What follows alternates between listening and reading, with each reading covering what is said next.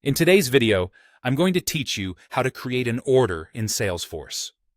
Whether you're new to Salesforce or just need a refresher, this guide will help you smoothly navigate the process of setting up an order from start to finish.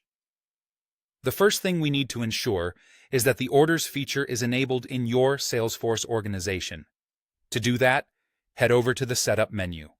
Once there, locate the Quick Find box and type in Order Settings. Select Order Settings from the options that appear.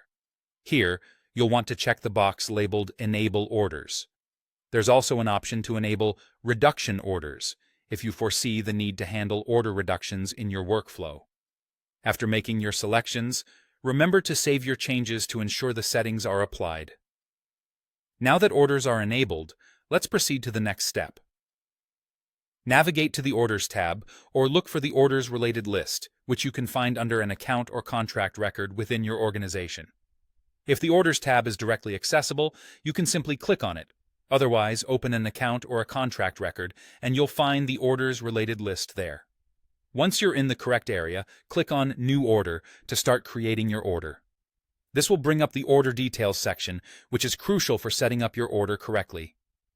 Begin by selecting the account or the related contract that this order will be associated with. It's important to get this connection right to ensure all necessary records are linked. Next, fill in the specific fields such as order name, start date, end date, and the status, which might initially be set to draft. During this stage, if your organization requires it, make sure to associate a price book or specific products. When you're satisfied that everything is correctly filled out, go ahead and save the order. The next task is to add products to your order. On the order record, find the order products related list. It's usually clearly labeled.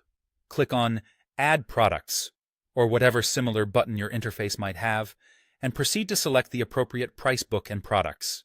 Specify quantities, unit prices, and any other necessary details. Once done, save these line items. The final step in this process is to activate the order. Before doing so, double-check that all products are properly added and that either a contract or account is validated. This ensures everything is correctly set up. Once you're confident that the setup is complete, click on Activate or change the status to Active. A word of caution here. Once the order is activated, you may encounter some limitations when it comes to editing certain fields. And there you have it.